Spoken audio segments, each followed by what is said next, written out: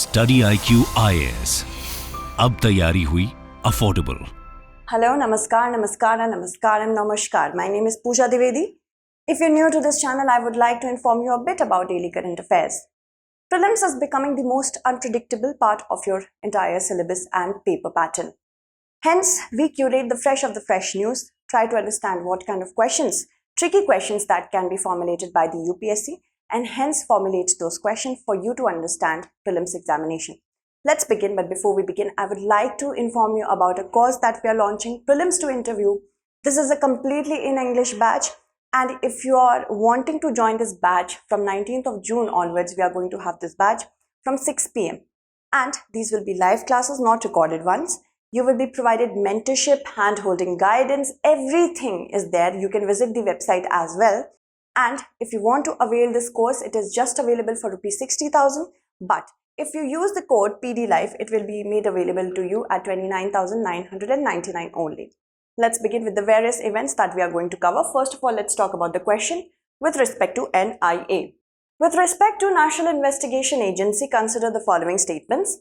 NIA can take suo motu cognizance of terror activities in any part of India. It can enter any state without permission from the state government, and it was constituted at the wake of the 9/11 attacks. So, how many statements given above is or are correct? National Investigation Agency is formulated on the lines of FBI. It is more powerful than the Central Bureau of Investigation as well. Also, it can take suo motu cognizance of the terror activities in any part of India. That means if there is a need to initiate on its own, NIA will start its investigation and take actions. So first statement is definitely correct. It can enter any state without the permission from the state government is also correct. That is why it is so powerful. Second is also correct, but it was constituted at the wake of the 26/11 attack, not 9/11 attack. 26/11, the Taj terror attacks.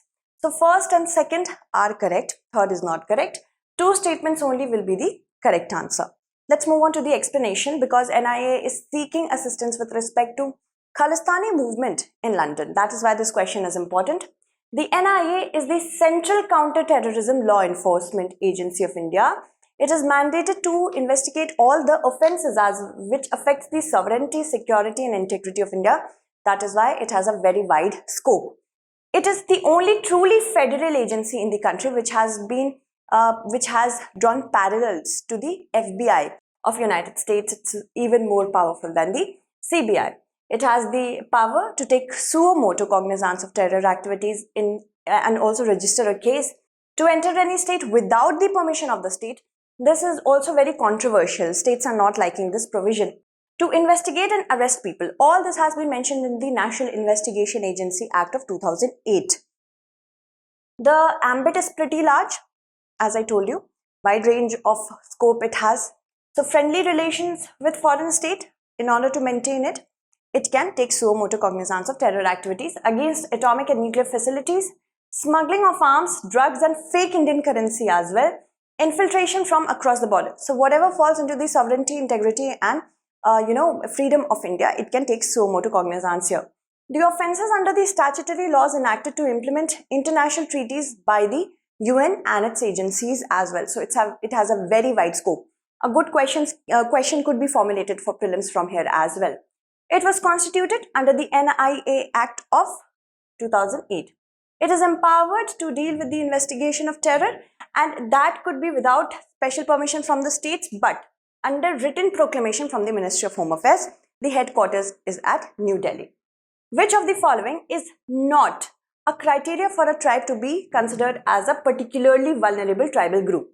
Low level of literacy, using primitive hunting tools, pre-agricultural level of technology, or a declining or stagnant population. So if you use the concept of PVTGs, you can understand, yes, there must be a low level of literacy because these are isolated groups.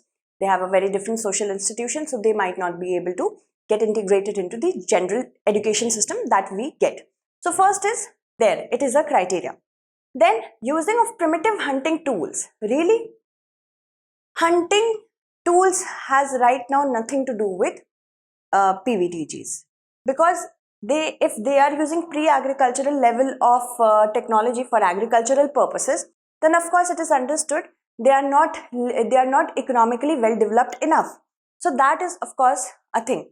A declining or stagnant population is also one of the things, because if there is too much disease in their social structure, in their physical structure as well, they can never be integrated into the general health system.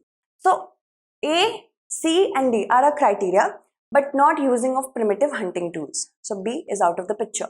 President Draupadi Murmu has interacted with 75 PVTGs at the Rashtrapati Bhavan. That is why this question has been asked. PVTGs are actually a more vulnerable part of the entire tribal group system, because tribes are already very vulnerable. Put more vulnerable in them, these are PVTGs. The Government of India has followed the following criteria for looking out for PVTGs.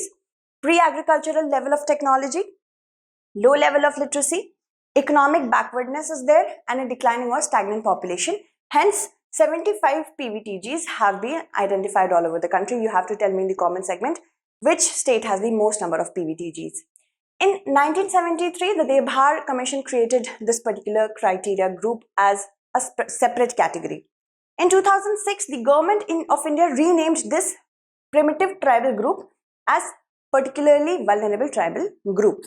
And they have some basic characteristics. Now, do not get confused between what is the criteria for them getting chosen as PVTG and what are their features, what they are manifesting, what they are showing. So they are mostly homogeneous. That means they have similar structure in almost in their physical characteristics, social characteristics, generally homogeneous. There is no subgrouping within them. They have a small population, and because have a very small population, they do not want to interact with others, so they are isolated as well. Their social institutes are in a simple mold, a simple and single structure, so that they can abide by their own rules and laws. There is also an absence of written language. This is a very important thing that you have to keep in mind with respect to PVTGs. They have a relatively simple technology and a slower rate of change. So these are the different characteristics. Alright, so don't get confused between criteria and characteristics. Moving on to the next part. Consider the following statements with respect to landfall of a cyclone. What is a landfall? We have to understand that, then only we can move on answering this question. A tropical cyclone is classified as making landfall when the center of the storm moves across the coast. Maximum sustained wind will naturally increase. Keep this in mind. Increase as the cyclone moved inland due to frictional differences between water and land with the free atmosphere. Landfall is when the cyclone moves towards the land in such a manner that it starts losing its energy. It is an end to the cyclone generally. Because Biparjoy cyclone is going to make a landfall, that is why this question has been asked. So what do we have to answer from here is to which of the statements given above is or are correct. See, a tropical cyclone is classified as making a landfall when the center of the storm comes across the coast. That is definitely correct. Because when the center will come there will be weakening of energy. This is the center, and here are the atmospheric disturbances which are surrounding it. If the center itself will come there, then what will happen? Weakening of the energy will start to take place, and hence it will make a landfall. Maximum sustained wind will naturally decrease. That is why when landfall occurs, a little storm surge is there, but maximum wind speed will come on decreasing. As the cyclone moved inland due to frictional differences between water and land. That means, because first of all, when the wind will move inland, more friction will be there with respect to land as compared to water. And when that happens, the wind speed will come down. More friction leads to speed coming down. Remember that. Okay, so first and second, both from the perspective of the question, first is correct, but second is not correct because here it should be decrease and not increase. So first one only is going to be the correct answer. Biparjoy is about to make a landfall, and cyclone is going to do it in Gujarat. It is the second strongest in the Arabian Sea after Taukte. I have also covered why Arabian Sea is, witnessing many more cyclones as compared to previous decades. Landfall is the event of a tropical cyclone coming onto land after being over water. Water charged it, so much energy is provided by water. When it comes to land, it makes a landfall. A tropical cyclone is classified as making a landfall when the center of the storm moves across the coast.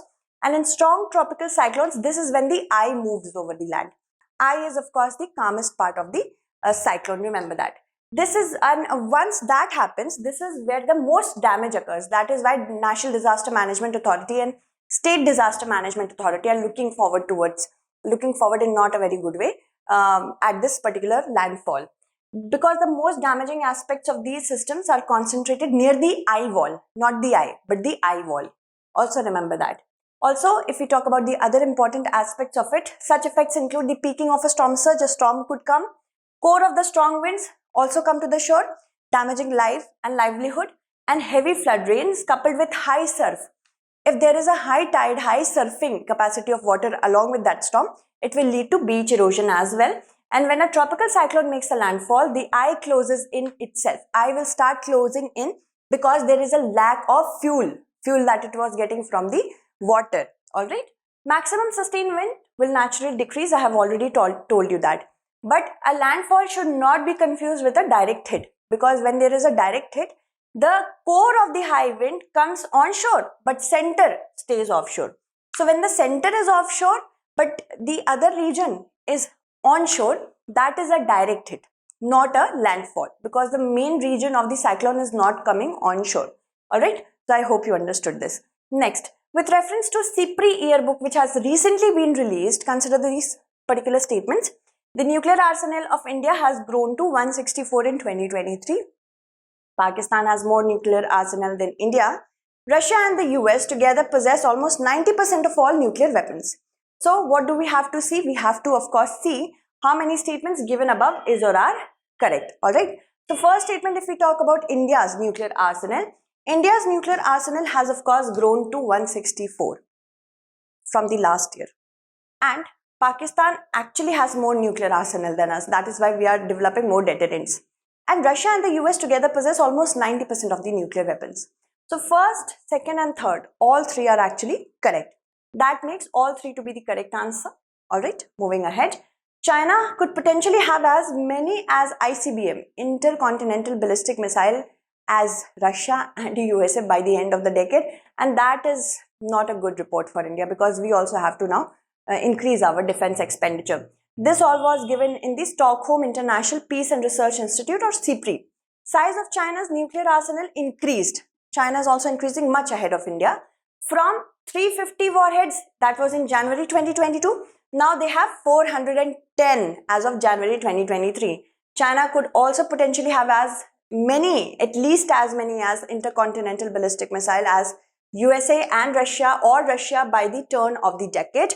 And nuclear arsenal of India grew from 160 in 2022. We had only 160 warheads, but now we have 164. Pakistan's grew from 165 to 170.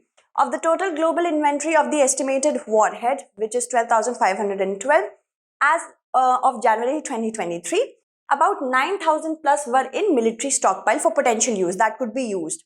86 it is more than January 2022. Russia and US together, they possess more than 90% of the, almost 90% of all the nuclear warheads, and their sizes, the sizes of their respective nuclear arsenals seem to have remained relatively stable despite the war. It was stable. It wasn't like a mad maniac chasing of the nuclear weapons. Alright. So now next question goes like, what the question says, International Albinism Awareness Day is observed every year on 11 June, 12 June, 13 June, 14 June. The correct answer is today, that is 13th of June. Okay. And International Albinism Awareness Day talks about the importance of preserving the people with albinism. It is a rare genetic disorder. The world is observing the Albinism Day today. It is the United Nations effort to stop the brutalities against the people with such disease. Because in Africa, you might not believe, people who have albinism, they are in constant threat. They could be murdered as well. Albinism is a rare and genetically inherited condition. That means it runs in your family. It results in little or no pigmentation of the skin, making the skin appear to be white. If there will be no color, then it is white. Hair and eyes as well. So it's in skin, hair and eyes. It causes vulnerability to the sun and bright light. People with albinism are more prone to cancer. So remember, because they have no pigment to save themselves. Moving ahead, now if we talk about the contagious aspect of it, it is non-contagious, but most of them are blind and they are prone to developing skin cancer, as I told you. What is the theme for this year?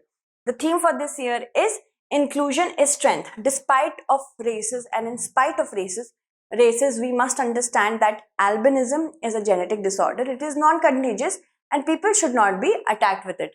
Next, consider the following pairs. We have to match the goal number with the sustainable development goal. 10. Sustainable cities and communities. 8th, affordable and clean energy. 15th, reduced inequalities. How many pairs are not correct? See this, okay? So 10th is actually reduced inequalities. 15th automatically becomes incorrect and 8 is also not correctly matched. Let's know why. All 3 are incorrect, so all 3 pairs will be the correct answer because none of them are correct. Why have I asked you this question? Because G20 Development Ministers Group recently had a meeting. India has prepared a report on sustainable development goals which will be tabled in September. So there are 17 goals and 169 targets under the sustainable development goals which should be reached by 2030. First is no poverty, second is zero hunger. Third is good health and well-being.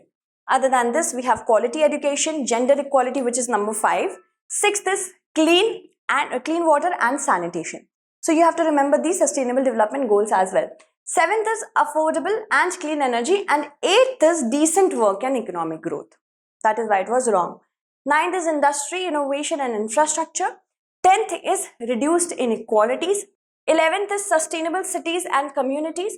12th is responsible consumption and production. Production and consumption should be responsible, not in blatant exploitation of the environment. 13th is climate action. 14th is life below water, that the oceans. And 15th is life on land. 16th is peace, justice and strong institutions. And 17th is partnership for the goals.